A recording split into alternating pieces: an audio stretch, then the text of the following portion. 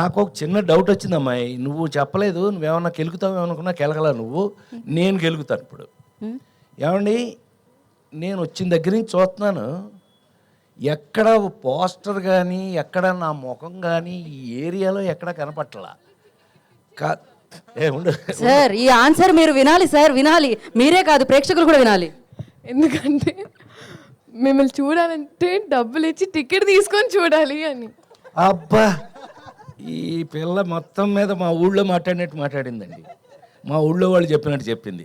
నిజమేలే, నువ్వు కొంచెం తెలివైందనివి, కొంచెం కాదు బాగా తెలివైంది. అమ్మో, నువ్వు జాగ్రత్త నోట్ చేయి. ఎక్కడ ఒక్క బొమ్మ కూడా నాది కనపడలేదు, నేను ఎందుకు ఇక్కడికి వచ్చాను అని మీ అందరికీ డౌట్ రావచ్చు. కానీ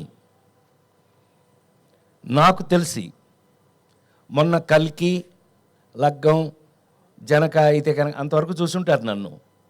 కానీ గుండె మీద చేసుకు చెప్తున్నాను, ఈ మధ్యకాలంలో యాక్టర్గా రాబిన్హుడ్ సినిమాలో నటించిన తర్వాత ఒక్కసారి మళ్ళీ నాకు నా పాత హీరో రోజులు గుర్తొచ్చాయి.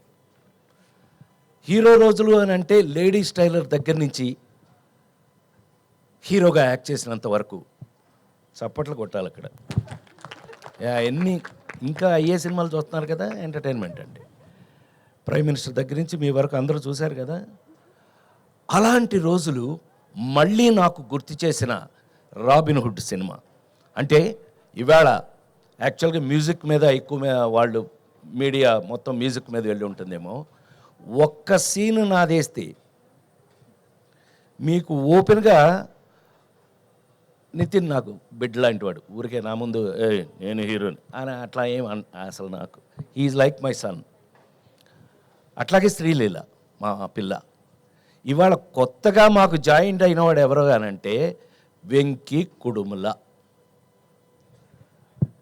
ఇతను ఇంతకుముందు 2 సినిమాలు బాగానే తీశాడండి అని అనుకున్నాను. కానీ ఇది విన్న తర్వాత, రాబిన్హుడ్ అనే ఈ సబ్జెక్ట్ విన్న తర్వాత, అందులో ఒక ఎంటర్టైన్మెంట్కి కేవలం ఒక కామెడీ, ఒకప్పుడు కామెడీ ఎలా ఉండేది, ఒకప్పుడు రాజేంద్ర ప్రసాద్ అనేవాడిని తీసేస్తే అంతకుముందు కామెడీ ఎలా ఉండేది, ట్రాక్ సినిమాలో ఒక ట్రాక్ వస్తే అది కామెడీ, ఇది అది. అక్కడి నుంచి హీరోయే కామెడీ, హీరో ఎలాంటి కామెడీ, ప్రైమ్ మినిస్టర్ దగ్గర నుంచి కామన్ మ్యాన్ వరకు మెచ్చుకునే కామెడీ. అంత గౌరవాన్ని దాన్ని తెచ్చుకుంటే, దాన్ని నేనెంత అదృష్టవంతుణ్ణి అంటే 5 జనరేషన్లుగా దాటుకుంటూ మీ దాకా వచ్చి, వెంకీ అబ్బాయి హీరో విను, నువ్వు 5 జనరేషన్లు దాటుకుంటూ వచ్చాను నేను. చిరంజీవి గారు, క్షమించాలి, మా పెద్ద ఆయన నందమూరి తారక, విశ్వవిఖ్యాత నట సార్వభౌమ నందమూరి తారక రామారావు గారు, నాగేశ్వరరావు గారు, అదొక జనరేషన్.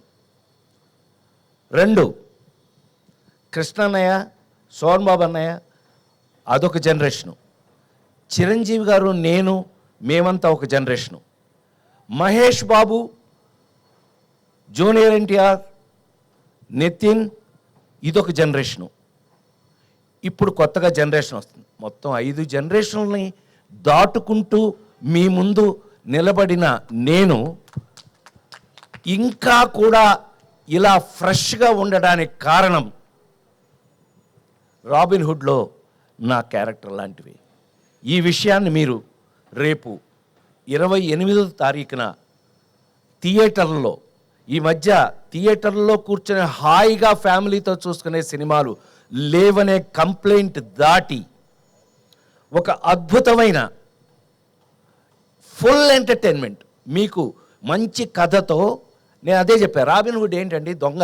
రాబిన్హుడ్ అంటే దొంగ కదండి, వాడు ఇంగ్లీష్ సినిమాల నుంచి దొంగ కదా. అవును, ఈ సినిమా, ఈ కథ చూశాక మన ఇంట్లో కూడా రాబిన్హుడ్ లాంటి దొంగ ఒకడు ఉంటే బాగుండు అనిపిస్తుంది మీ అందరికీ. ఇది గ్యారంటీ. ఇది కేవలం నేను ఒక ఫంక్షన్లో మీ అందరికీ మీ ముందు మాట్లాడడానికి నేను చెప్పట్లేదు. 100% ఒక అద్భుతమైన కథతో ఎంటర్టైన్మెంట్ దాంట్లో మిక్స్ అవుతూ ఈ సినిమా చూసి బయటకు వచ్చేటప్పటికి మా హీరో చెప్పినట్టుగా మేము నలుగురమే గుర్తుంటామండి. లేదంటే సత్యంగా నేను నా పేరు మార్చి వేరే పేరు పెట్టుకుంటాను. అంత కాన్ఫిడెంట్గా, అంత ఎంజాయ్ చేస్తూ, నేను ఆ రోజుల్లో నాకు హీరోగా చేసిన రోజులు గుర్తొచ్చినాయి అంటానికి కారణం అది. ఆ రోజుల్లో ఇలాగే ప్రతి సీన్ని ఎంజాయ్ చేసి, ప్రాక్టీస్ చేసి, దాన్ని పర్ఫెక్ట్ చేసి యాక్ట్ చేయటం జరిగేది. ఈ రోజుకి ఇన్ని రోజుల తర్వాత మళ్ళీ నేను ఈ సినిమాని అలా చేయటం జరిగింది అని 100% గుండె మీద చేసుకు చెప్తున్నాను. అట్లాగే ఈ సినిమాలో మనకు ఉన్న అదృష్టం ఏంటంటే, మా నిర్మాత రవి చెప్పినట్టు అన్ని డిపార్ట్మెంట్స్లోనూ, మ్యూజికల్గా, టెక్నికల్గా, అన్ని డిపార్ట్మెంట్స్లోనూ అందరూ ఇష్టపడి చేశారు. నాకు అసలు ఇవాళ ఈ మధ్య చాలా కాలం అయిందమ్మా ఇంత ప్లెజెంట్ ఫంక్షన్, ఇంత ప్లెజెంట్గా ఉండటం ఈ మధ్యకాలం చాలా రోజులైంది. అసలు టు బి వెరీ ఫ్రాంక్, నువ్వు అన్నమాట 100% నిజం. ఇంత ప్లెజెంట్గా ఉంది, ఇంత పాజిటివ్ వైబ్రేషన్తో ఇవాళ జరుగుతున్నటువంటి ఈ ఫంక్షన్. నిజంగా మీరందరూ మా మీద ఎంత ప్రేమతో వచ్చారో మాకు తెలుసు. దయచేసి నోట్ చేసుకోండి, 28వ తారీఖు నుంచి, ఈ నెల 28వ తారీఖు నుంచి దయచేసి థియేటర్లోనే చూడండి. ఆ సెల్ ఫోన్లోనూ, ఆ ఇంట్లో టీవీల్లోనూ. ఎస్, సినిమా ఇంటికి వచ్చేసింది. ఎస్, సినిమా అనేది ఇంటికి వచ్చేసింది ఓటీటీ పేరు మీద. వేరే ఏ పేరు లేదా అయితే ఏమే, మొత్తం మీద సినిమా ఇంటికి వచ్చేసింది. కానీ నిజంగా థియేటర్లో కూర్చుని ఫ్యామిలీతో సహా చూడగలిగినటువంటి ఒక అద్భుతమైన సినిమా మనకు దొరికితే కనుక అంతకు మించిన ఎంటర్టైన్మెంట్ నాకు తెలిసి ప్రపంచంలోనే సినిమా అంటే అద్భుతమైన ఇంట్రెస్ట్ ఉన్నది ఇండియాలో, అందులోనూ మరి ముఖ్యంగా సౌత్ ఇండియాలోను, అందులో మరి ముఖ్యంగా తెలుగు వాళ్ళకి సినిమా అంటే ఎంత ఇష్టమో నాకు తెలుసు. నేను 48 సంవత్సరాలుగా సినిమాలో ఉన్నాను. నేను మీ అందరి ముందు ఈ రోజుకి నాకు ఇంత అద్భుతమైనటువంటి అవకాశం ఇచ్చిన నా కంపెనీ, నా మైత్రి మూవీస్. నేను శ్రీమంతుడికి మీకు విషయం తెలుసో లేదో అండి, శ్రీమంతుడి సినిమాకి జనరల్గా ఫ్యాన్స్ అందరూ ఇష్టపడతారు. అంటే నాకున్న అదృష్టం ఏంటంటే Chiranjeevi fans, Balakrishna fans, Nagarjuna fans, Venkatesh, అందరి ఫ్యాన్స్ నా ఫ్యాన్స్. అది నాకున్న అదృష్టం. ఎందుకనంటే అందరికీ కావాల్సింది బేసిక్గా ఎంటర్టైన్మెంట్కి మించిందే ఉందండి. టెన్షన్స్ అన్నీ జీవితంలో మనకు కావాల్సినవి ఉన్నాయి. అందుకని మరొకసారి మీ అందరి ముందు సవినయంగా నేను రాబిన్హుడ్ సినిమాని 100% మీరు ఫ్యామిలీగా వెళ్ళి 28వ తారీఖు నుంచి థియేటర్లలో, అద్భుతమైన థియేటర్లో ఆ ఫీల్ తోటి సినిమా చూడండి. మీకు ఎంజాయ్మెంట్, మీరు హాయిగా అనుకున్న ప్రతి ఐటము ఈ సినిమా లేకపోతే నేను దానికి బాధ్యుణ్ణి అని మరొకసారి మీ అందరి ముందు సవినయంగా మనవి చేస్తూ, నాకు ఇంత అద్భుతమైన అవకాశం ఇచ్చిన నా కంపెనీ, సరే నా మైత్రి మూవీస్ నా సొంత కంపెనీ చెప్పాను కదా శ్రీమంతుడికి, I should thank Venky Kudumula. నువ్వు అంత అద్భుతంగా నన్ను, ఇప్పుడు త్రివిక్రమ్ దగ్గర నుంచి, మీ గురువు త్రివిక్రమ్ దగ్గర నుంచి, అనిల్ రావుపూడి దగ్గర నుంచి అందరూ నా మీద ప్రేమతో ఈ జనరేషన్, నేను అన్నానే 5 జనరేషన్లు దాటి వచ్చానని, ఈ జనరేషన్ రచయిత దర్శకులు కూడా నాకు ఇలాంటి పాత్రలు రాయటం నా అదృష్టంగా భావిస్తూ, దీనికి అవకాశం ఇచ్చినటువంటి, మనం ఎప్పుడు అనుకుంటూ ఉంటాం, మీకు బాగా గుర్తుండి ఉంటుంది, ఆ నలుగురు సినిమా అప్పుడు చెప్పాను నేను, నాకంటే నాకు వచ్చిన అవకాశం గొప్పది అని. సో ఇలాంటి అద్భుతమైన అవకాశం దొరికినందుకు మేము నిజంగానే, అంటే ఇవాళ ఎంటర్టైన్మెంట్లో ఛాలెంజ్ చేసి చెప్పడం కొంచెం కష్టంగానే ఉంది. ఎందుకంటే కామెడీ షేప్ కొంత మారుతూ వెళ్తుంది, కొంత బూతు ఆ టైప్లో వెళ్ళిపోతుంది. అలాంటి స్టేజ్లో మళ్ళీ మా హీరో చెప్పినట్టు ఒక అద్భుతమైన ఆర్గానిక్ కామెడీ అన్నాడు. అద్భుతమైన మాట అన్నావు, ఇది నేను ఎప్పుడు గుర్తుపెట్టుకుంటా. అద్భుతం, ఆర్గానిక్. మనకి ఆరోగ్యం కోసమే ఫుడ్డే ఆర్గానిక్ మారిపోయినప్పుడు, ఆ మందులే ఆర్గానిక్ మారిపోయినప్పుడు, మనం సినిమాని కూడా ఆర్గానిక్గా మార్చడానికి ప్రయత్నిస్తున్నందుకు, కనీసం అలాంటి ప్రయత్నం చేసినందుకు వెంకీ కుటుంబలకి నేను ఒక అద్భుతమైనటువంటి అప్రిషియేషన్ ఇస్తూ, నా తరఫున, అంటే కొంచెం సీనియర్ కాబట్టి నేను అప్రిషియేషన్ ఇస్తూ, ఈ సినిమాని దయచేసి థియేటర్లో మీరు చూడండి. మీకు ఏమాత్రం నచ్చినా మీరు మమ్మల్ని గుర్తు చేసుకోండి. అదే ఈ జన్మకి నాకు చాలు అని మరొకసారి మనవి చేస్తూ, ఈ అవకాశానికి మరొకసారి కృతజ్ఞతలు తెలియజేస్తూ, మీడియా వాళ్ళందరికీ నమస్కారం. Thank you. Thank you sir, thank you so much. దొంగతనం అన్నావు కదా, ఆగు, నేను మర్చిపోయాను అనుకున్నావా? నువ్వు ఎప్పటి నుంచి నాతో ఏమండి, నిజం చెప్పమంటారా అబద్ధం చెప్పమంటారా మహారాజా? నిజమే చెప్పవాయా అన్నాడండి మహారాజు. నిజమే చెప్పవాయ్ అని. మా నాన్నగారు స్కూల్ టీచర్ అండి, military school teacher. So school teacher అండి.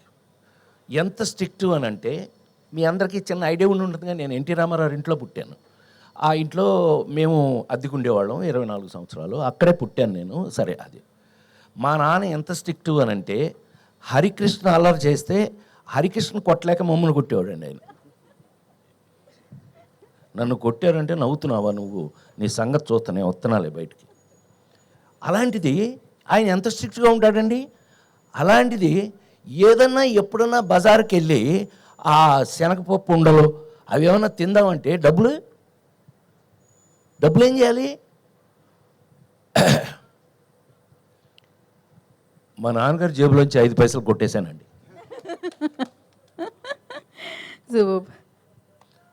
Let us frankly agree. ఈ విషయం ఇంతవరకు బహుశా తెలిసే అవకాశం లేదు. సో చిన్నప్పుడు అలాంటివి అసలు వీటికంటే మరి ముఖ్యంగా ఏంటంటే, మా ఇంట్లో 4 బ్రదర్స్ 2 సిస్టర్స్ అయితే అందరిలోనూ మా నాన్నగారి దగ్గర ఎక్కువ దెబ్బలు తింది నేనే. కారణం ఏంటంటే, పక్కింట్లోంచి జామ చెట్టు ఎలా కనపడుతుండేదండి. దానికి గుత్తులుగా కాయలు ఉండేవి, అద్భుతంగా పండేవి. ఎవడు ఊరుకుంటాడంటే చూస్తూ మనం పైకెక్కి మా నాన్న లేదు స్కూల్ నుంచి వచ్చేటప్పుడు చాలా టైం అవుతుంది. కరెక్ట్గా మనం చెట్టు పైకెక్కి కరెక్ట్గా కాయలు కోసేటప్పుడు ఆ ఇంటి ఓనర్ ఒక ఆవిడ, పాపం మొగుడు లేడు ఎవరు లేరు, ఆవిడ ఒక్కతే ఉండేది. ఆవిడ వచ్చి కింద కర్రచుకుని ఉంచునేది. మా నాన్న వచ్చేదాకా నుంచుని మా నాన్నగారు రాగానే చూడండి మీ వాడని చెప్పేది. ఈయన పైకి చూసి పొయ్యిలో పెడతారు పేళ్ళు, ఐడియా ఉంది కదా, ఆ పేడు ఇరిగేదాకా కొట్టేవాడు మా నాన్న. సో ఇలా చాలా దొంగతనాలు దెబ్బలు. కానీ నేను గోపాలకృష్ణ లాంటి వాడిని దొంగతనం చేసే పైకి వచ్చాను. Thank you very much.